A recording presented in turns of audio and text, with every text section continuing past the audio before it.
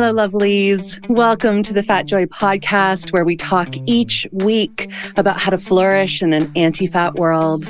I'm Sophia, Apostol, a fat professional coach who loves talking to other fat people about what it's like to live within oppressive systems that marginalize our bodies, and how we still dare to have the audacity and courage to reach towards our collective liberation and embrace our joy. Please know this is an adult content podcast, so there will be swears, we will be talking about harms we've experienced, and we will be rebelling against weight stigma, diet culture, fat phobia, ableism, racism, etc. You can get more Fat Joy goodness, including how you can support the podcast, through my newsletter at fatjoy.substack.com. And for episode transcripts, book reviews, and show notes, head to the Fat Joy website at fatjoy.life. I am so glad you're here. Enjoy this episode. Hello, lovelies. Welcome back to the Fat Joy podcast. I'm Sophia Apostol, and I have a guest today that I found, I think, towards the beginning of the year when I was partaking in my hobby, which is streaming shows.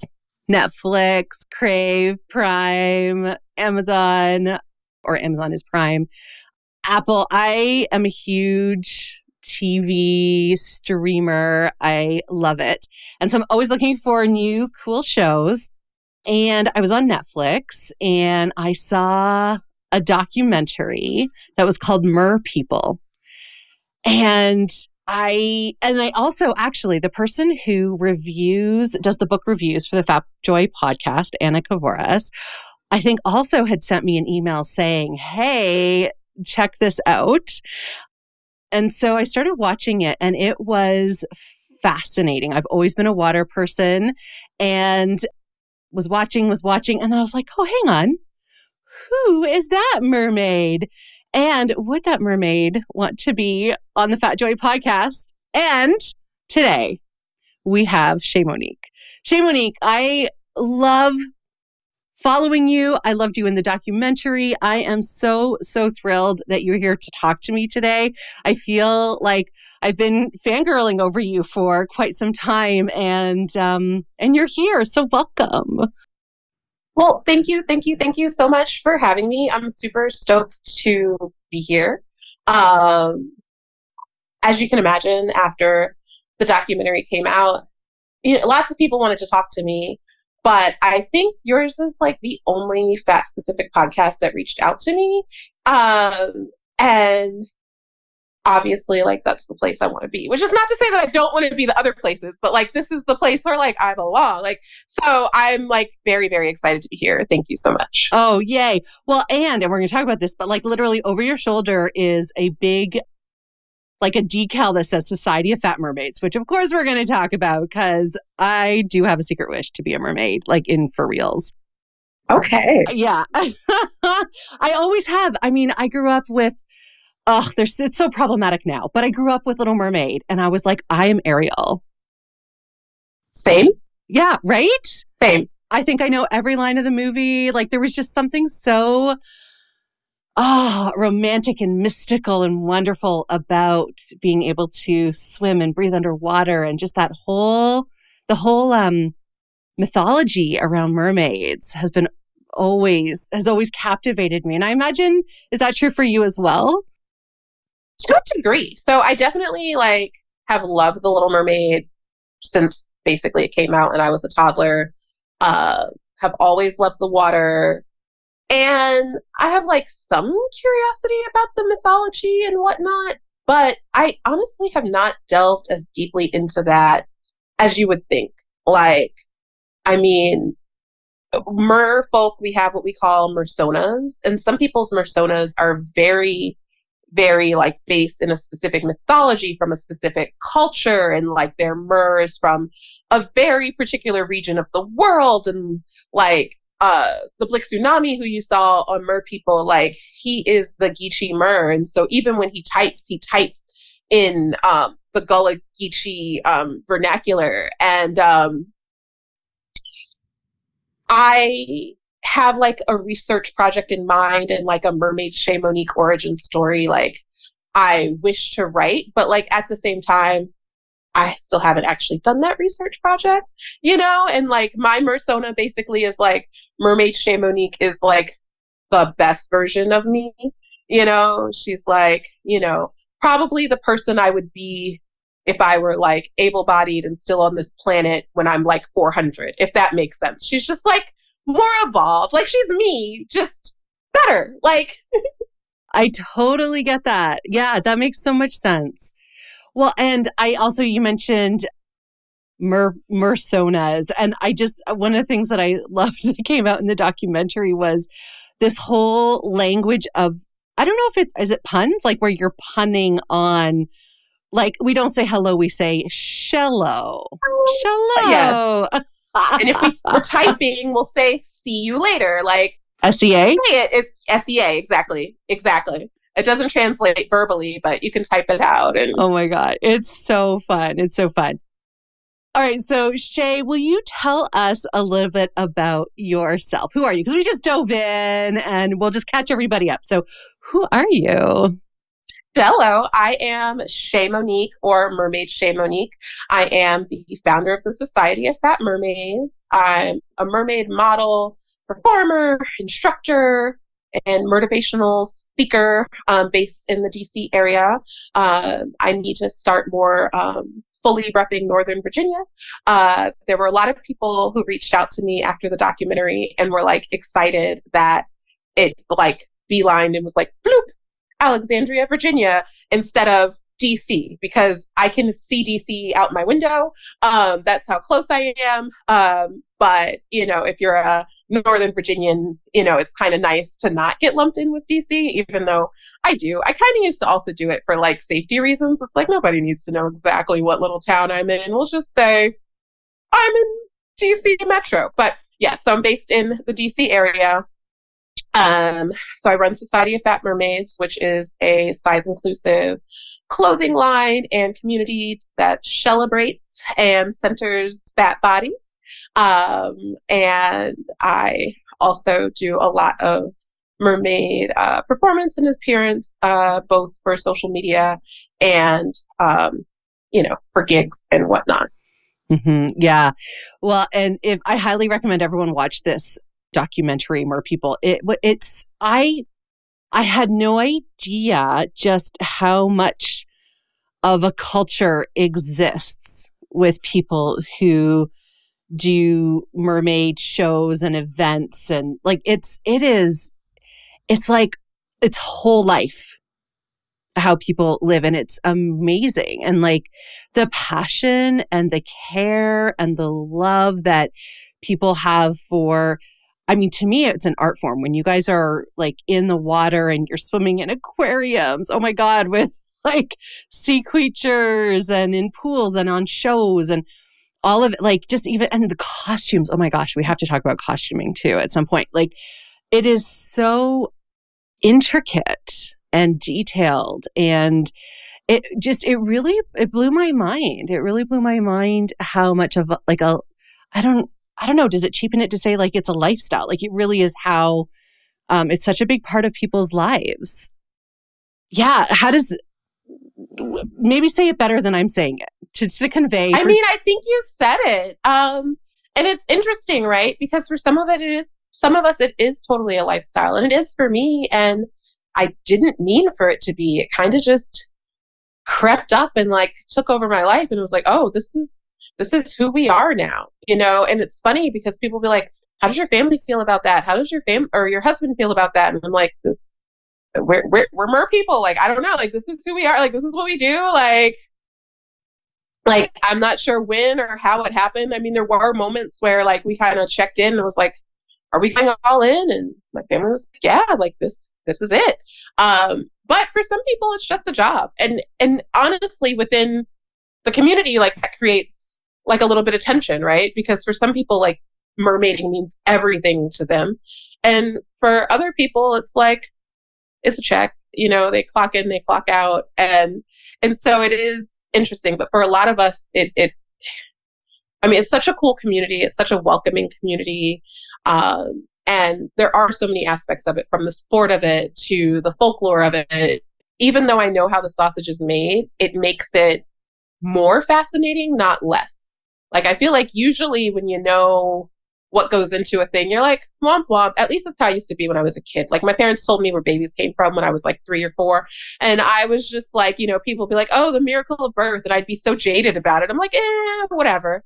But with like mermaiding, like knowing what it takes to see people do it, I'm just like, they are incredible.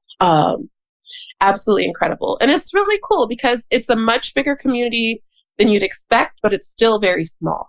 And I always reference it just in terms of convention size. Like, I think the biggest Mermagicon there was had about 700 people, which like I thought was like a ton of people coming in from all over the country and different parts of the world. But then, you go to, a big Comic-Con and it might have 300,000 people, 300,000, versus 700. So, and I still think of like that fan culture as still being like a small niche culture. But so we're tiny, but there's still more of us than you'd think. You probably wouldn't expect that we'd have conventions, multiple conventions that people come in from different countries. So that's surprising. Like, wow, I didn't know there was that much going on. But, our conventions are a lot smaller than some of the other cons, Yeah. Yeah. Well, and I that was definitely one of my takeaways as well, especially when you all went on a cruise together. I was like, oh, there's like a mermaiding cruise. How fun. That was such a cool experience. I just think the doc was so well done. I want to, and again, so no surprise. One of the reasons I want to talk to you was you were in the few, definitely, I think the only one who was spotlighted, the only fat mermaid. And of course, Fat Joy, I'm always interested in centering the stories of fat people out there doing amazing shit, which you were. So, Chè, I'm curious about your relationship to the word fat. I feel like now you're pretty good with it. You have a company called Society of Fat Mermaids, but I imagine, like many of us, that was not always the case, or maybe it was. What's your journey been with this word? It's weird. I feel like my brain does the same thing I feel like a lot of our bodies do, where like I don't remember the before times, and I feel that way when I have an injury. It's like, oh, one day you're limping, the next day you're fine, and you completely forget that last week you were limping or whatever.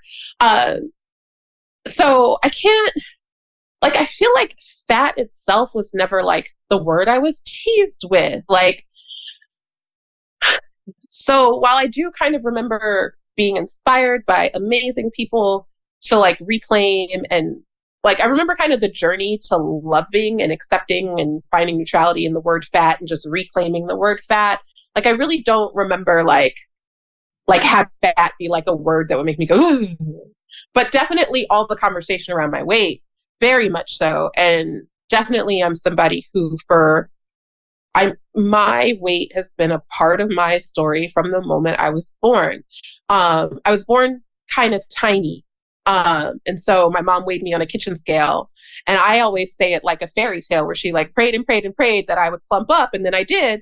And next thing you know, I'm in Weight Watchers at 9, like be careful what you ask for. But I was in Weight Watchers at 9, so my weight has always been a part of the conversation. I am definitely somebody who would very much have been like, oh, mermaiding looks so cool.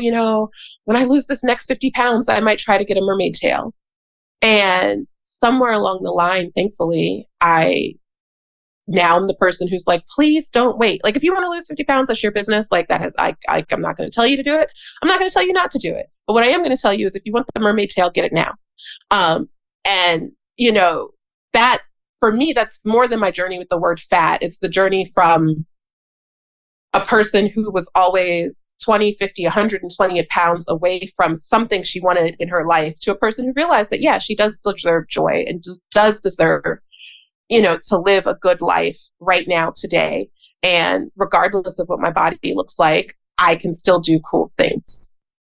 Absolutely. And how amazing would it have been when you were a little girl to see someone like you? Oh my gosh.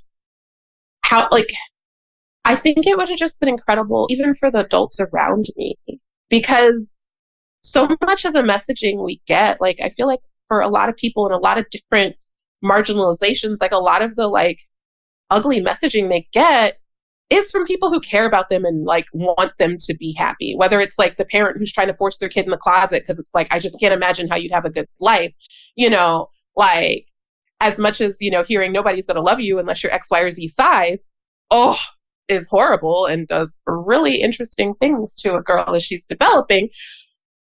The concern is under there is like, I want this kid in my life to be loved, right? Like as much as it's not being delivered in the right way, it's not being delivered in a helpful way, like that is there. And so for the adults in my life to see fat people thriving, I think would be incredible, because we're taught to hide. And so it is hard to see fat people thrive. It literally is hard. I mean, I know, because we both are in the business of seeking it out, but you have to actually look for fat people smiling. Like you have to seek it out still, and so I think even that would be revolutionary. I think more so for the little girl, for the adults to be like, oh, you can be, and so honestly, one of my favorite things about MERPeople is that my husband's in it. And I don't talk about him a lot, but gosh, was that such the drum I personally got as a fat woman, was just like, nobody's going to love you, unless you have X, Y, or Z body size. And so I think for me as a fat Black woman, and do Black women get that? Just nobody's going to love you because you're not good enough, period. Anyway, and I got it from both ends, just to have, he's not in there a lot, but he's in there. And at some point I put the subtitles on because I don't know, I wanted to and started experimenting watching MERPeople in different languages because I was just curious. Somebody was like, you sound so cute in the Spanish dub. And I'm like, oh, what do I sound like dubbed over in Spanish? Or what does somebody else sound like, doing my voiceover or whatever. And so when I did it and I had the English subtitles on, my husband, they don't put his name in, which he's offended by, but instead they just put him down as supportive husband. And I'm like, yes, 5,000%. Yay, supportive husband. Yeah. And not that I think, I'm beyond that, Disney that I grew up on. We were talking about The Little Mermaid. So I don't think having the supportive husband is your goal in life, or is a thing that people have to be happy, but it sure is a thing that they tell us fat girls we can't have. And so I'm happy that it is on Netflix.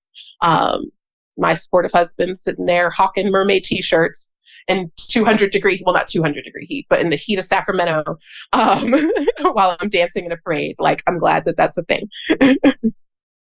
That's amazing. Well, and in your bio, you talk about defying stereotypes in a fun and celebratory way and reminding the world that anything is possible. And that resonated with me so much because you're right. It's really hard to see fat people thriving. Most of the time, the images we see of fat people are headless and on the news and about something horrible is going to happen to these headless bodies. It's so blatant. And what you do, Chè, is you are in a mermaid tail and some type of kind of bikini-ish type top, and usually a gorgeous headgear and accoutrement. Your costumes are amazing. And you are swimming in the water and kind of perched on land. You are very much a body, visible in all your fatness, in all your, in all of it. And you're look at me. Because that's the invitation with mermaids, right? Is to look, admire, and be wowed by it. So how, what was that like? Was it hard to get comfortable with that? Did that just come naturally to you? Just being so visible. I will try to give you that journey as concisely as possible. You would have thought I was a tomboy if you met me between the ages of 8 and 13. And it's just because there weren't clothes for chubby little girls. nor did my mom know what to do with a fat daughter. She just didn't even know. And so the solution was to put me in men's jeans and t-shirts. When I started finding like a hint of fashion, I got into this weird place in middle school where I would paint my nails a color and then wear sneakers and t-shirts that same color for a week. And probably that just read as weird. Like, I'm just like, that was an interesting choice, but you're 12, what are you going to do? When I started babysitting, I had money. I had more disposable money as a kid babysitting than I do as a creative entrepreneur, let me tell you. I started spending a lot of time at the mall, and like Lane Bryant literally couldn't come out with new clothes as fast as I could buy them because, you got to look great for high school, right? And so actually I did though. And there was a year, sophomore year of high school, I kept a calendar of my outfits because I didn't want to repeat them more than once every certain amount of time. I did that too. I totally did that too. I would track, for years and years. I never wanted to wear the same thing twice. Yeah, and I could, but it had to be like, at least maybe 6 weeks in between or something, at which point the season has changed, so you're not wearing it again. And I wouldn't track if I got compliments because I got compliments every day. But if there were a day that I didn't get a compliment, I would write that down and I would never wear that outfit again. So I had money, I found clothes, and at some point we moved into a house and my mom put a ton of mirrors in the house. And I think part of my relationship with my body is honestly, with all those mirrors, I literally looked at myself enough to get desensitized to it. I don't even think that it was like oh, I love this body. It was just like, at one point it's like, oh, I'm so fat. Look at this, look at that, look at that. And then at some point, like, yep, that's what's there. So that was a thing. And then I just had this light bulb moment where I was like, dude, my fat body is kind of like when people try to like wrap a bicycle up for their kid for Christmas. Like, it's the bike, it's there. And so I was like, you can't really cover it up. Like, and this was like pre-Spanx. Like Spanx like started happening when I was like in college, maybe. This was pre-Spanx, like waist shapers. It's just like, I can be uncomfortable, and gosh, was I uncomfortable. I have this like lump on my arm that kind of looks like a muscle, but it's fat. And yeah, right? Like I look ripped. Like, yeah, I do, yeah. And this guy I had a crush on, oh my gosh, he teased me about my big strong muscle and I was embarrassed. Yes. So I like only wore like t-shirts that covered that in the middle of the summer. And then like this other boy was teasing me about my hairy legs. And so I like wore jeans, and I was just like, okay, this is too much. Like, I'm going to shave my legs, talk to my mom about that. And these t-shirts have got to go. I'm hot. I'm fat, whether it's covered or not. Like, it doesn't make me look smaller. It just makes me uncomfortable. And then I became what my godmother calls naked Chè. So that was like part of it. I started belly dancing when I was 16. And the best thing for me about belly dancing is that I was in the community with older women. Not really fat women, but just older women. And so, I'm 16 and most everybody else is 30, 40, 50 something, and it's just a really amazing place to be. And I belly danced all through college. And in my early 20s, I started doing burlesque, and I did burlesque pretty seriously for over a decade. So by the time mermaiding came around, I was very much used to my body being on display in different ways. And yeah, one of the weird things for me about burlesque, though, is like I was never a great burlesque performer. I'm a pretty good burlesque producer.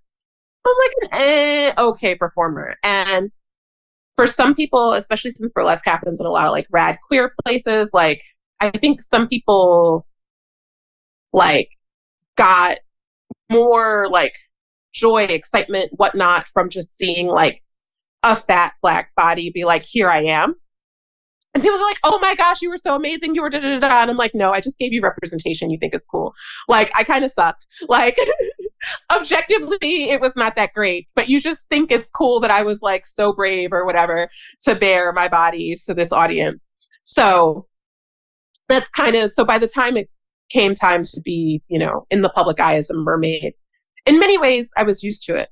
What I was not used to per se was being in like, being in like the viral public eye that the internet brings to it. So that's a fun flavor. Yeah, that's actually one of my questions is what happened with the documentary and if that like the impact that has had on your visibility. The documentary definitely like amplified things. But this mermaid journey for me, I've been saying it's almost like the cart got ahead of the horse. It's like when I started Society of Fat Mermaids, like I was like, yeah, this is a thing. Like, and we're selling t-shirts, but I know we need a community because I called it society. But like, even that, like I wasn't necessarily ready to like take charge of, you know? And then I was like, I shouldn't sell stuff to a community and not be part of it.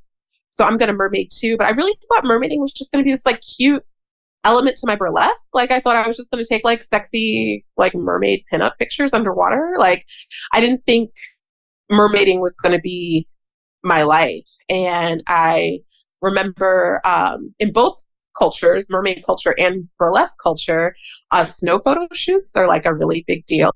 And so it's so funny when you get like those first big snowfalls because like my timelines are just full of like people like running out into the snow, some of them with no clothes on and some of them with tails on. And so, yeah, it's kind of a weird little overlap. And so early in my mer journey, there was a snowstorm and one of my photographer friends at Your Rouge Photography, who, oh my gosh, love shooting with them. Fat, queer person of color to shoot with. Like, I wish everybody a fat, queer POC photographer, like, if only. And so they were just like, hey, it's snowing, you want to shoot? And I'm like, yeah. And I was like, should I bring my mermaid tail? It wasn't even like, I'm bringing it. It was like, should I? And they were like, yeah.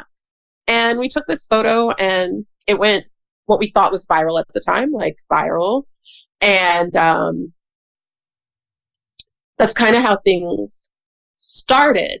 But I say that to say, you know, we took a picture and we thought 300 people were going to see it and a few thousand people saw it. And that's kind of been like the mermaid experience for me, is it's just like grown. Like I did a tank experience with Circus Siren Pod when they first started offering people to be able to just kind of like rent time in their tank.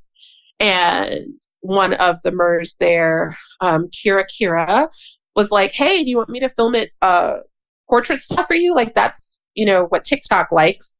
And I was like, okay. And I guess I had posted like 2 things on TikTok and they hadn't done really well. And like I hadn't figured TikTok out. I was like, I think I'm too old for this. Like, I don't know. And so I took the video she filmed, like TikTok was not a priority. And then that got like 3 million views. And so like, there are definitely moments where I'm like, what am I doing? Why am I doing it? But like, somebody wants to see what I'm doing, apparently. And so, yes, definitely when the Netflix came out, there was a big like swell. But like there seems to keep being, and obviously that's on a much bigger scale. And like, you know, there's a write-up in The Guardian and like, you know, it's definitely a bigger scale. But also this thing has just been kind of having a life of its own.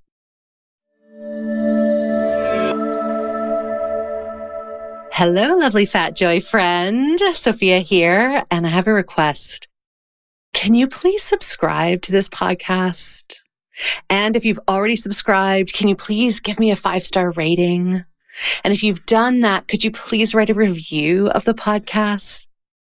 I know, that's a lot of asks, but these actions help increase the profile of Fat Joy, which allows me to keep producing it. I'm so grateful the Fat Joy podcast is one of the top 2.5% most popular shows out of the over 3 million podcasts globally. Totally amazing. And let's bring even more Fat Joy into the world by getting into the top 1%. So when you subscribe, rate, and review, you're helping do that. Thank you so much, and I appreciate you.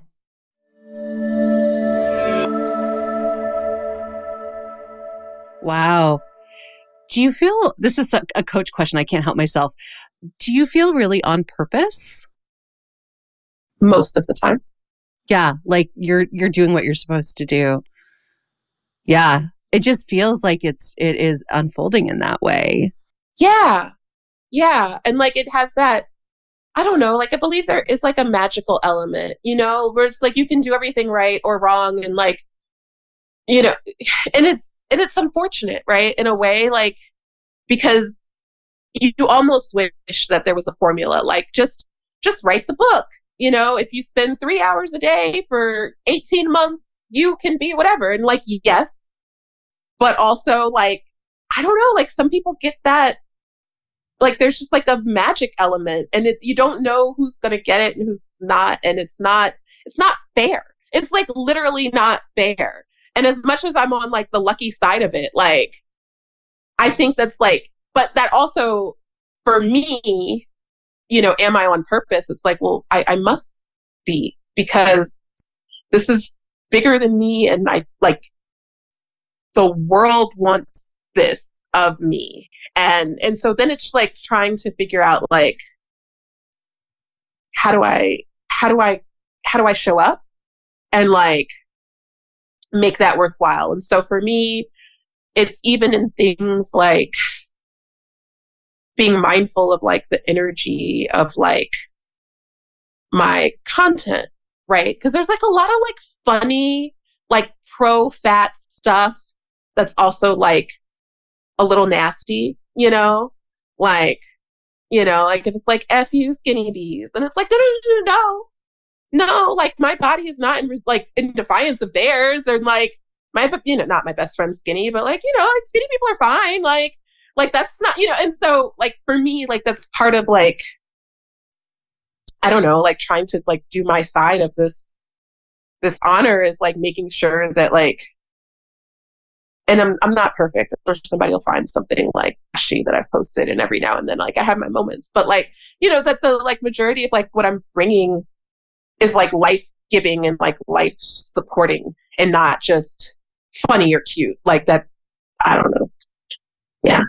That makes so much sense. Yeah. And I love that, like, this is happening. How can I continue? The words I would put, like, how can I continue to show up in right relationship with it in a way that feels like you said, it's like life-giving, life-affirming. Yeah. And just, yeah, allowing too. I feel like there's so much trust when you feel that there is something working through you or for you. It requires so much trust. And I find that's the hardest part, certainly in my experiences of this, is like, but I want to control it, but I'm not supposed to. But like, how do I hold that tension? I find it really hard. That tension is so hard, because you don't want to control it. You have to let it do its thing, but you still have to do your part. And so like, what's the difference between like showing up and like trusting and like, yeah, Kerry Washington has this quote and she's like, yeah, you don't just like pray to catch your bus. You have to pray and run like hell. And it's like, that's a great quote. Yes, you're right. That's it. She's right. But like, yeah, I don't know.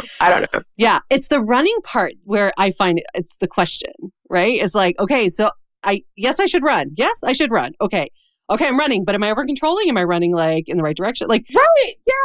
Yeah, right. But like, if I'm running, does that mean that I don't believe? Like, right? But I know I shouldn't just stand here and do nothing because that's not how it works. I know. Yeah. Do you have a way of determining that? How do you deal with those moments of not knowing?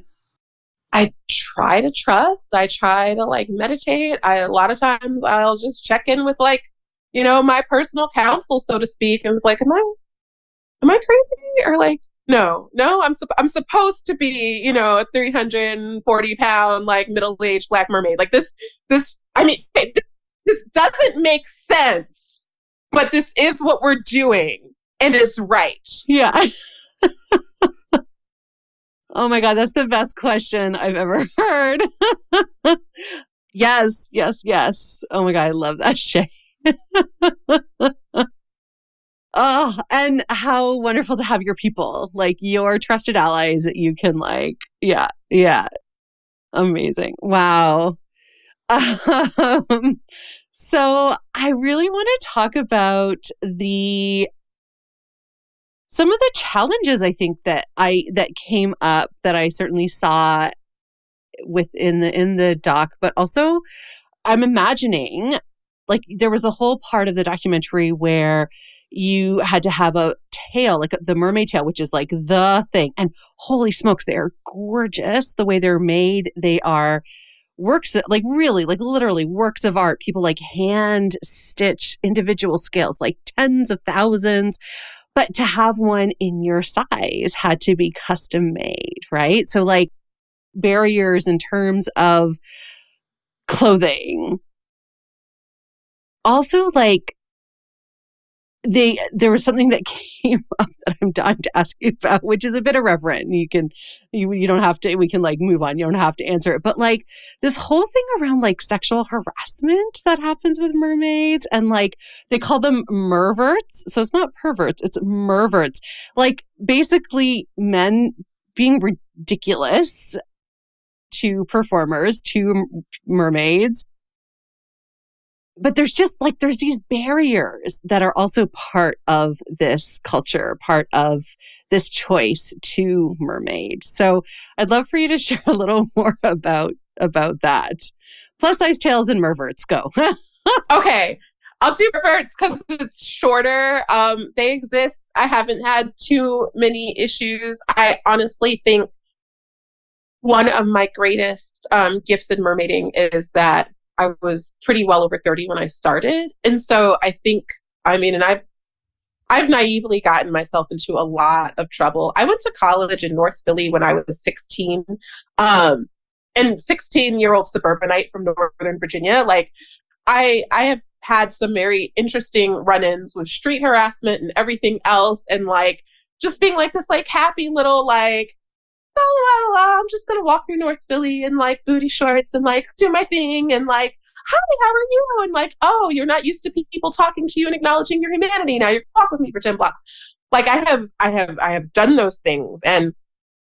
But now I'm just like I have a much smaller like BS tolerance. And so like, if I get weird DMs, like I don't feel like I owe anybody anything. And like, I don't feel like I have to like, wait until somebody sends me something that's really uncomfortable to shut it down. Like, if you're DMing me hi, like, I don't have to respond. Like, I don't know you, you know? And so I feel like some people get like, with like the digital harassment, they just let things go farther naively. You know, like I've seen on Facebook where people are like, this person, they seem a little weird, but they haven't done anything wrong. And it's like, yeah, but the fact that we're now on Facebook, like discussing this, that they are occupying way too much of your time in your brain rent free. Like you don't owe them that. But I'm also just like busier because I'm older. So like, so I've not had a ton of direct experience with merverts. They do exist. And for people who do a lot more in-person gigs and like the types of gigs where it's like, oh, I know this person's going to be at this fair every single Saturday. Like, yes, like, there is an element and a possibility and a reality of like weirdos and like stalkers and those people who are just, there are people where like, you just don't know, you know, like, are they really friendly or are they too friendly? And I think as we're increasingly aware of neurodivergence, it's also like, do they just have a special interest or are they, you know, but again, how much of that do you owe a person? So merverts, they exist. It sucks. But that's why you never mermaid alone. Not just in terms of a physical safety, like being in the water, but like you should never be in a tail in public by yourself. Like you need a person. You need a person who's looking out for you in all sorts of different ways. You need somebody, you know, tell somebody to move along if they're hugging you too long for a photo op or whatever. Like, there are definitely different ways it comes out. And you know, the joys of the world.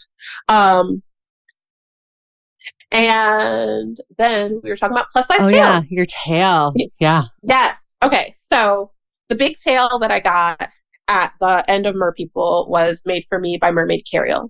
It is my first silicone tail, and it was kind of my barrier to entry for joining the Circus Siren Pod. basically all silicone tails are made to a person's body. However, like Carolyn never made a plus size tail before. I got, what I call my front butt and my back butt. And like, how do you account for that? Like how do you, and so, it was definitely a learning experience for her. And there's like a thing called a gap wrap, which is basically like a belt for maids that like kind of blends the end of the tail and your body. And there's this person who makes really, really beautiful gap wraps. And I've been seeing them on Instagram. And they said they go up to like 40 inches or something. And I like DM them because they're just so pretty. Like usually I'm just like, this isn't accessible. But like they were just so pretty. I was just like, so I just want to confirm that like you can only make these up to 40 inches. And they were like, yeah. And it was like the size of whatever they sculpt on. That's just how big it is. And so they're like, yeah, sorry, not sorry, bye, And it's like, okay. And so Cariel is like really excited about like making this. She had reached out to me. She found me because she's been trying to figure out like a good plus size top. And we've been like talking through that, and she's been working with a I know named Star and like a bunch of different people to like figure out like this like plus size top. So it's definitely a thing. But like what's surprising and what I will say is that the physical tail are generally a lot more accommodating than we would think, depending on like where you fit, obviously, in the size spectrum, because fabric tails, which most of us are going to start with, they're made out of like either spandex or scuba knit, things with like 2 and 4-way stretch.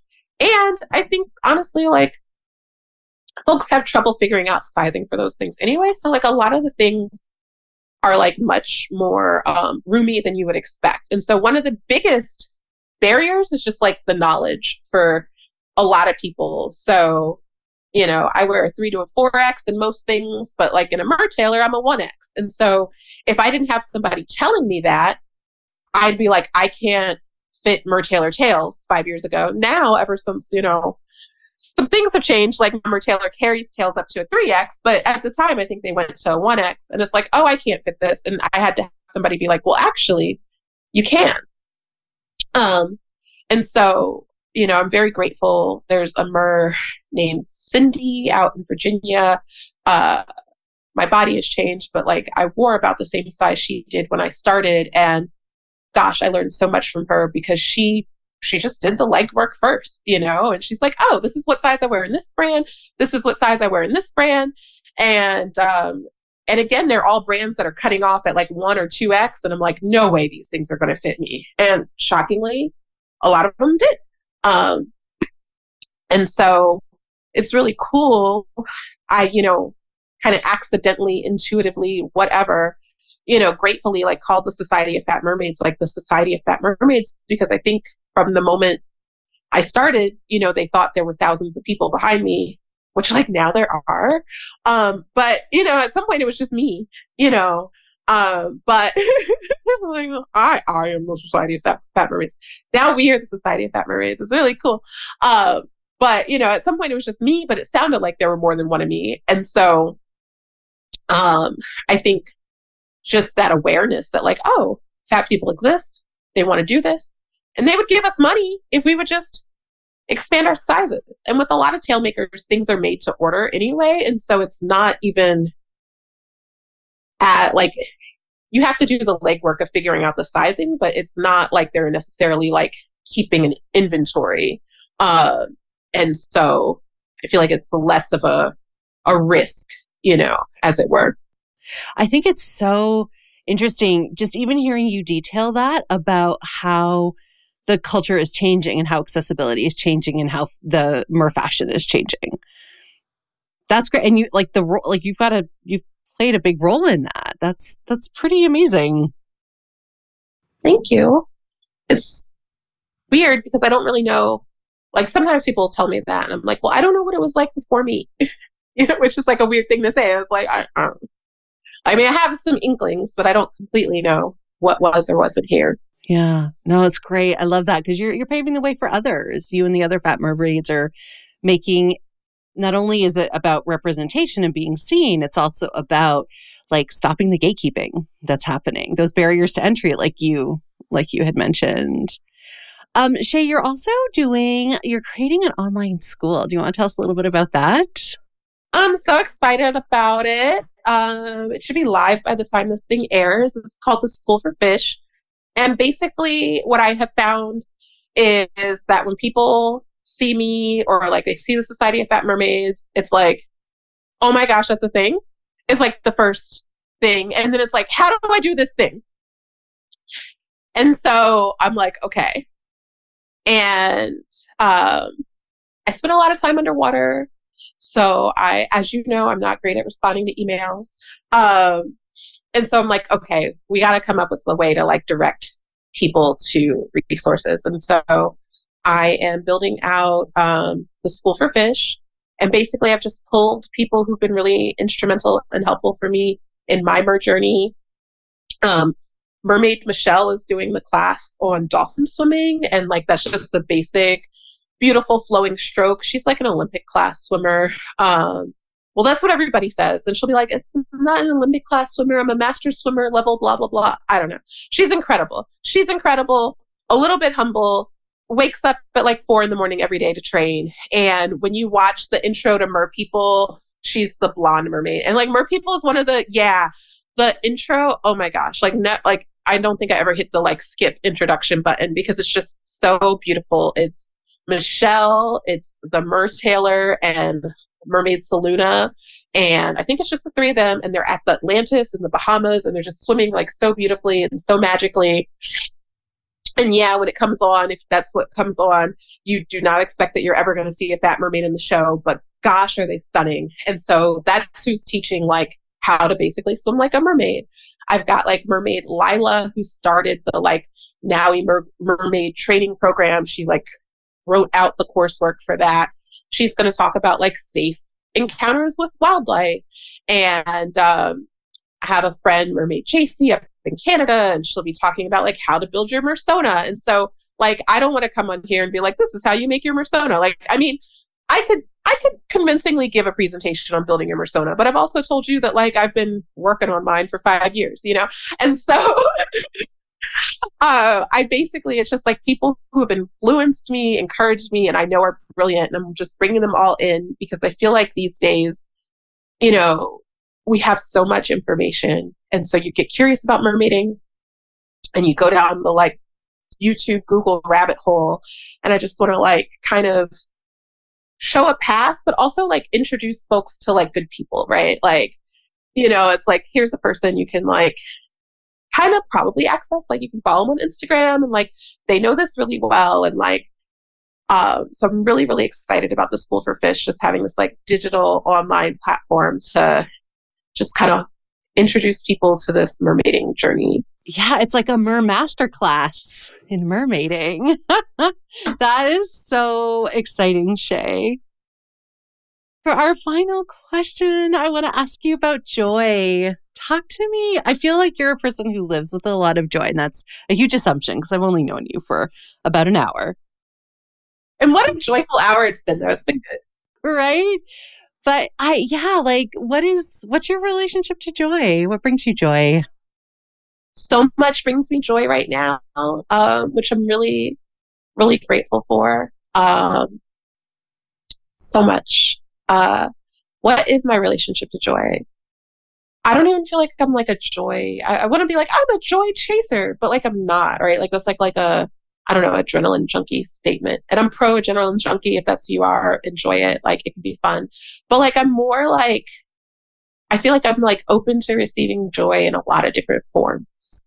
Like I'm just in a space where I'm just really appreciative. Today is currently, as we're recording, a Monday, and I had to like go to my storage unit last night, and I was driving and the radio was on. And on Sunday nights on 2 different public radio stations, One does like vintage Latin jazz, like Tito Puente type stuff. And then one does like old school, like radio, like before there were TV shows, radio programs. And it's like so cool on Sunday night that both of these things are on. I love them both. And I like, I was just like so happy. And I'm always like, I have to pick one because they're on at the same time. But like, I'm like, it's so cool that both these things exist. It's so cool that like I live in an area, I guess, that's nerdy enough that like I can have like dueling public radio stations. Like, excuse me. And like, I don't know. And like, I was like, just like overwhelmed with like gratitude, even for like my parents for like raising me in a way where like I'm excited to listen to like the audio version of Dragnet and like Tito Puente at like some club in like 1960 something, like, you know, and I had a bad connection or whatever, so it was staticky, but it was like, it still made me happy. I don't know, like, you know, you happen to get a peek of my view when I was figuring out my setup, and like, you know, some mornings I just wake up and like the sky is so blue and I'm just like, I'm so grateful and filled with joy to be here. And obviously like really, really big things bring me joy. Like, you know, like I love doing my little like motivational videos, and it's such a double-edged sword, right? Like somebody would be like, I was having like the worst day. And then I saw this video and it like, and I'm like, and so like knowing that confirmation that I am on track, you know, when we were talking about like, are you doing the right thing? Like, does this make sense? Like, what are you doing? You know? And so when I do get those affirmations that like my work matters, because like I do have like the nasty things in my head, and it's like, who are you? Like, who are you to just like go tell everybody on TikTok that they're valuable and they're important? Like, says who? Like, well, Mermaid Chè Monique said that these people are awesome, and it's like, you know, the like teenager in my head is like, that's so cheesy, and it's like, yeah, well, the world needs cheesy right now. Gosh, does the world need cheesy right now? The world does need cheesy, yeah. And so when somebody like messages me, and like honestly, like when it's not a private message, when they're vulnerable enough to do it, like just as a public comment, it's like, wow, thank you. And I get so excited. I like read them to my husband. I'm like, look, you were like so annoyed with me. You were tired of recording me. And we just made this person's week. Like, oh, I love that, Shay. Yeah, I love it. I feel like what you described was like kind of being in a state of joyful receptivity. So to kind of just be open to the possibility of joy moment to moment. I feel like I strive for that. I'm not there. I'm still filled with a lot of rage in a lot of ways about the world, but like there's something about that presence that you described. Like I'm looking out my window, I'm driving my car, I'm like being moved by a comment that someone wrote. Like there's so much beauty in what you said about the presence and allowing that to just allow joy in to be felt, an experience that's moving. Thank you. I have a super active gratitude practice that sometimes I pull other people into, and it really like helps reframe, you know, it's like I'm running late to work and you have all that like anxiety, and then it's like, but wait. And like a lot of times I message this one friend on my way to work, and it's like, all right, so I've got safe, reliable transportation. I have a job. I have a job where everybody knows I'm going to be late and nobody's fired me yet. Like a job where they get me. Yes. And I live in a place where, they're doing construction again, but that's because the roads are well maintained, you know, like, and as much as like, yeah, I'm still running late to work, sometimes just like checking into all of those things. Like, and for me, it's it's weird because the things we call little things are huge, right? Like, you know, either the structural things I'm so grateful to have that I can totally take for granted, like paved roads, you know, but like just the really, really blue sky, just like Virginia gets all 4 seasons. And so like they're always changing and it's always something pretty. And on the one hand, like, the sky is blue, that's small. And also like, that's literally infinitely huge, like huger than anything. So it's really, it helps the joy like seep in amidst the like chaos, because I'm not like, I mean, things definitely, you know, get me, but it's like, I cannot change a lot of things, but you know, I can I can have an appreciation for my neighbor's flowers or whatnot. I'm not allowed to or supposed to talk about the filming of MERPeople, so we'll just say I happened to be doing a film project, and it doesn't even make it in, but I was like walking into work, and I work as a massage therapist in Old Town Alexandria, which is like a really, really, it's just super cute. It's just such a cute little charming neighborhood. And it was like an early summer day. And so like all the like flowers are in bloom, and like there are days like if I'm not running late, like I feel very like in my like Mary Tyler Moore moment, just like, you know, bopping down the street, and I'm like, I'm walking into work, and somebody might have been like, you can't look that happy going into work. And it's like flowers on the tree, and like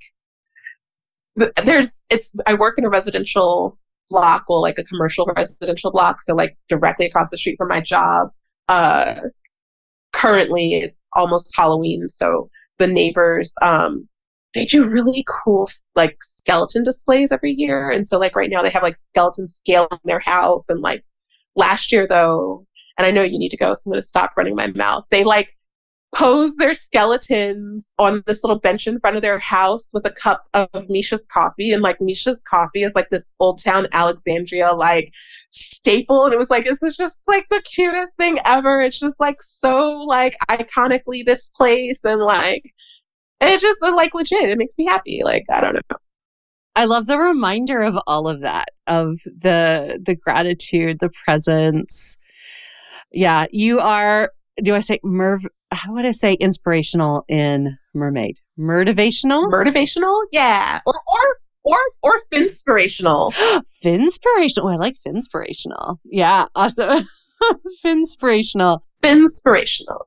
Shay, this was a really beautiful conversation. I'm so excited for what else will be unfolding for you. I mean, to me, it does sound like you're exactly doing what you're supposed to be doing. And I'm so grateful to you for representing fat people in a really positive, bold, and joyous way. I mean, it like jumped off the screen at me when I was watching the documentary. And I'm really honored that we got to talk and have this conversation. So thank you. Thank you so much. Thank you. Thank you. Thank you. Random question. Do you remember what like the Netflix like main picture was for you when like you saw MERPeople? It was the title. It was MERPeople, the title. I don't think was there a mermaid in it was the title, and I see like the blue-green background, but the title was the big one. Okay. Yeah. Okay. I'm just curious. This is like always fun to like, because there's one that's like a shot of like the Fat Mermaids.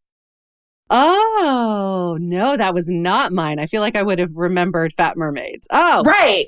All right. I'm going to have to go look it up. Okay, cool. Thank you so much for having me. This was so much fun. Oh, thanks, Shay.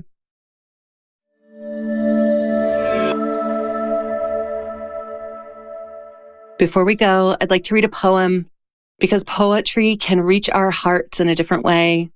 Poems can have us feel in a different way. And that's what this podcast is all about. Expanding our hearts, deepening our empathy, and inviting in joy.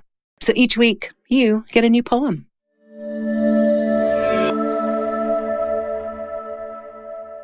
I had to read this poem by Mahogany L. Brown for Chè Monique's episode.